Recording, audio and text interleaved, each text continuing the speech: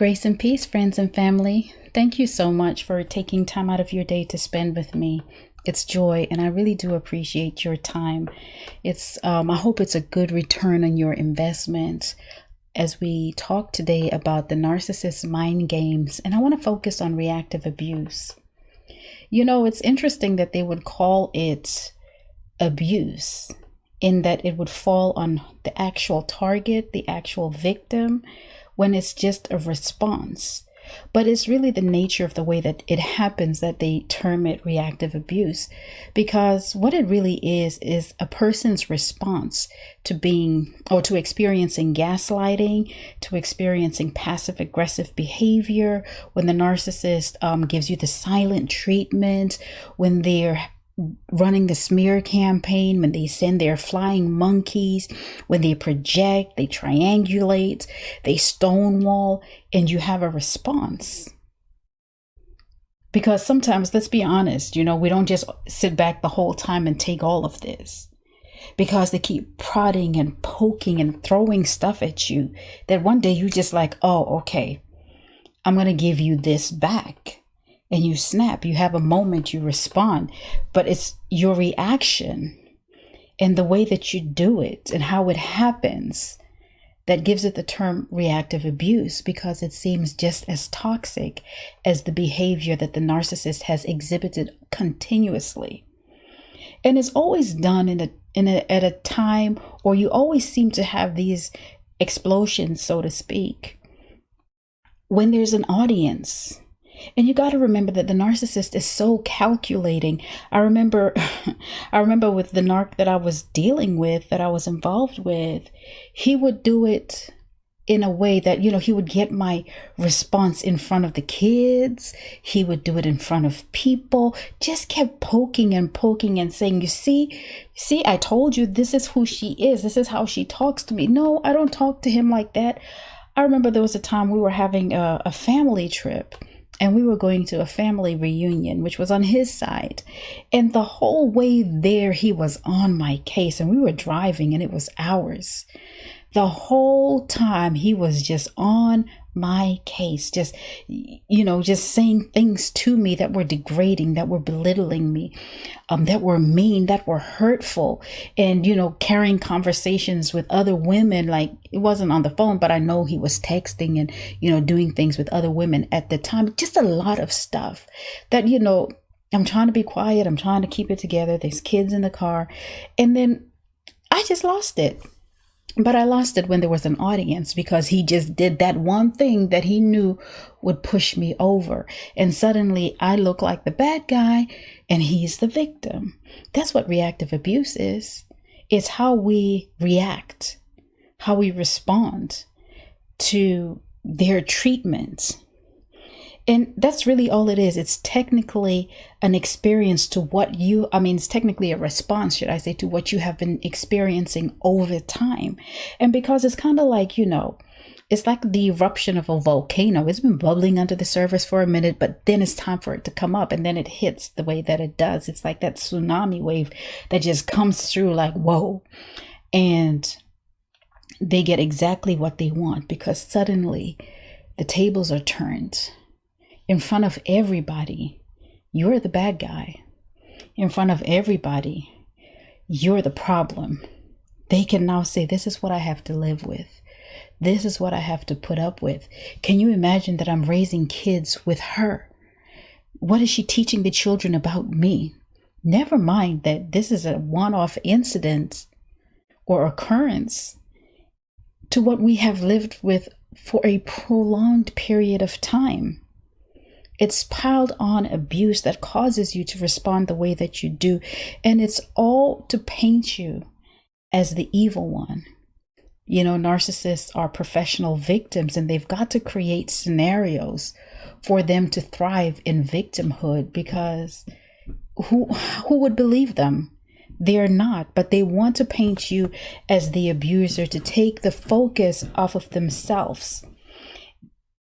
And so their efforts to do this are deliberate. They're calculated, because they want that reaction so that they can have evidence of who you are. And sometimes This evidence is used against you in court. Sometimes it's used against you in the family setting, at work, wherever they need that supply from, wherever they need to manipulate a situation. And really, it's your response to manipulation as well as being gaslit. I mean, it's further gaslighting you in that moment when they say, this is who she is. No, that's not the truth. This is who he is. No, that's not the truth. You're not the narcissist simply because you have a response to what they are doing. It's just how it happens. And it's crazy to me that they would call it reactive abuse, like using the word abuse to say now you're abusing the abuser. Make it make sense. It's all gaslighting to justify their behavior. And it's so important that you really grasp who you are dealing with. And you should know, as much as you can, get to know what it is about this person that triggers you. If I could go back to the situation or the scenario that I told you where we were going out of town to the family reunion, in my mind, I should have known that, his behaviors and how he was carrying on would trigger me. And I would have, found a way to manage those triggers so that I could alter my response. So I wouldn't necessarily feed the beast, I wouldn't poke that bear so that he can starve because he's not getting that response from me that he wanted in front of the family. And mind you, this was his family, not my family, because my family would be like, well, she's not even like that. What did you do to her? Nobody was asking those questions. They were just like, wow, she's crazy. How do you live with her? And the kids are like looking at me like, Mommy, I'm sorry, because they know what was happening. And it makes it even more difficult for children when they're in it, because now they're being gaslit. And, for some, they get confused because even when it came to the kids and I had my reaction, he now pulled them to the side and said, do you see what Mommy does? This is your mom. No, that is not her mom. Well, yes, I am their mom, but that behavior is not me. It's my response to your years of manipulation and gaslighting and playing with me. And I'm finally giving it back to you. But we've got to learn how to starve the narcissist, especially, because we know that this is to make them, it's to make you the bad guy. They want to change your identity. They want to change your name. They want to change your reputation. They want to affect the way people see you. They want to change your social standing. They want to change you by painting you a different stroke than who you truly are. Contrary to to how you may feel, even in these moments where you feel like I can't take it anymore, I want you to remember this, that you are powerful. You are powerful. You are more powerful than you know. If you start talking to yourself and telling yourself, look, I can do all things through Christ who strengthens me. Lord, sit on me. And that was one of my prayers. I'd be like, God, sit on me. Cover this mouth. Because this mouth can say some things sometimes. And I don't want to feed him. I want to starve the narc. And that's Cree from Narc Free. She has Project Starve or Narc. But the truth of the matter is they just want to alter the way people see you. And it's important that you realize that, yes, you are powerful. You can actually stop all of this. How do you do it? Disengaging. Start now taking your mind off of what's happening. Start finding a way in those moments to talk to yourself, to encourage yourself. One thing that I used to do in those moments where I know, like, listen, if he carries on, if they keep on talking, if they don't close their mouth, if they don't shut that trap, I'm going to say something.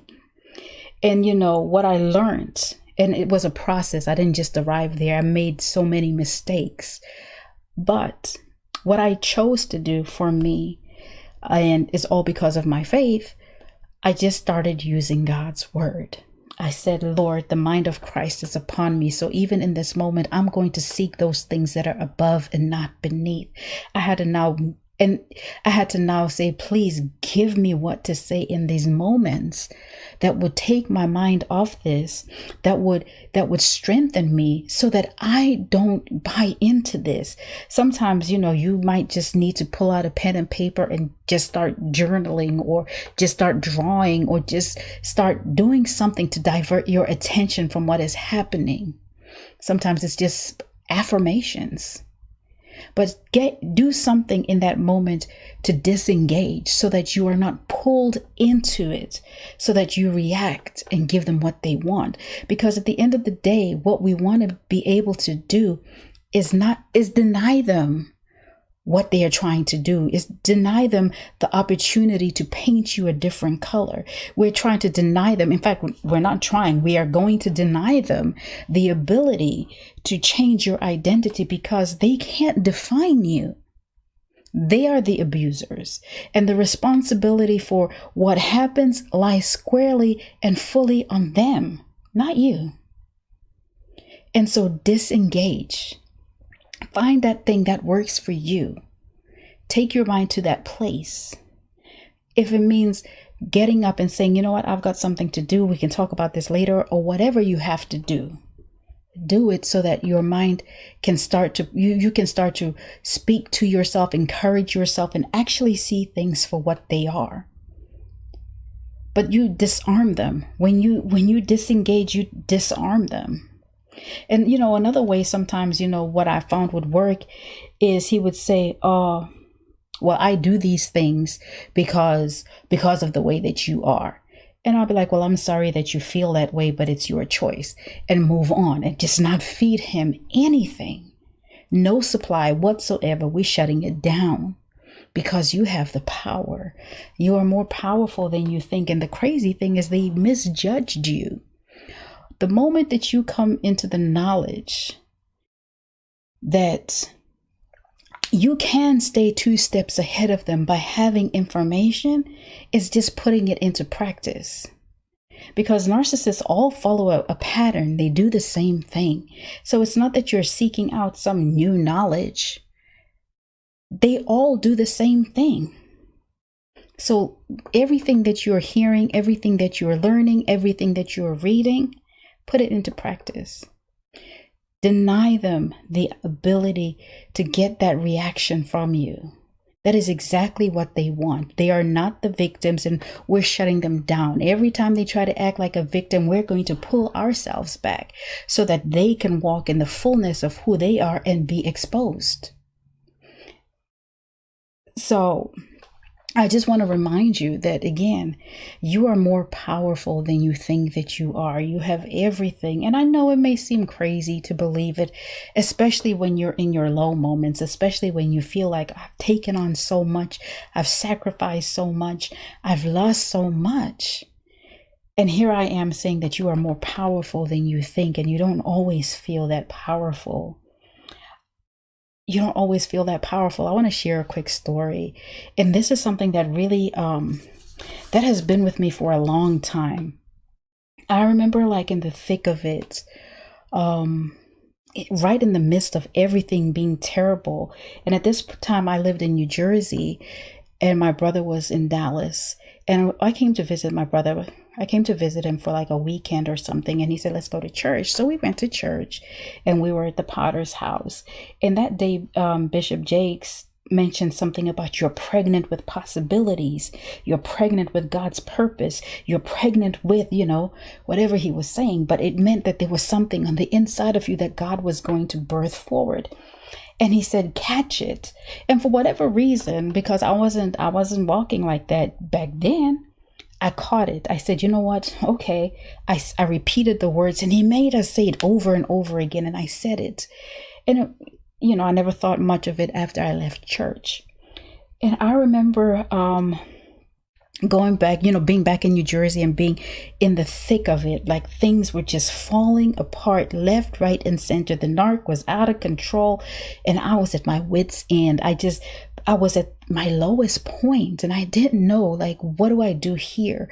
And one day in the midst of all of the confusion, and I was just about to feed, give him what he wanted in that moment so that I would be reactive. I just remember that word that he said, and I actually just said it out aloud, that I'm pregnant with possibility. And I was like, wait, hold up, where did this come from? And I remembered that service immediately. And that made me pull back and say, why did I say that in this moment? But I'm saying that to you now, that you are pregnant with possibility, that God put something precious and valuable on the inside of you that will sustain you even in these moments. Even when you feel that I'm weak, yes, he strengthens you. A lot of times, these seasons are so lonely and they're depressing, and they're joy killers. But I want you to remember that sometimes, that in those moments, not even sometimes, but in those moments, that's when he's closest to you. Lean in on him, trust him, but continue to practice everything that you have learned. If you have the opportunity to go for coaching, to go for counseling, to go for therapy, by all means, do those things. All they will do is strengthen you so that you can move on, so that you can take those tools and put them into practice and heal yourself. And ultimately, that's what we want. That's what must happen, that you are healed from the past through this moment. That everything that God has prepared for you, you walk into it in the fullness of his timing. And so it's all about you walking in who you are and realizing that even in this situation, you are more powerful than you think. You're more powerful than you know. And you actually learn the strength that you have as you begin to put these things into practice, as you begin to say, you know what, I learned this, and so I'm just not going to do that anymore. It's a process. And I had to take him at his word to say, I need you to get me through this. But if he did it for me, he can do it for you. I encourage you to find that way that you can disengage, because you essentially will disarm the narcissist in those moments. And do that. Respond from that place. Deny them the right to alter how other people perceive you. Not that we care about other people's, about these false identities and what other people say, but let them expose themselves. Let them expose themselves. So that's what I wanted to share with you today. I hope that you are having a fantastic day, and please continue to take care of yourself, honor yourself, talk to yourself like somebody you love, and walk at the pace of grace. Till the next conversation, God bless you.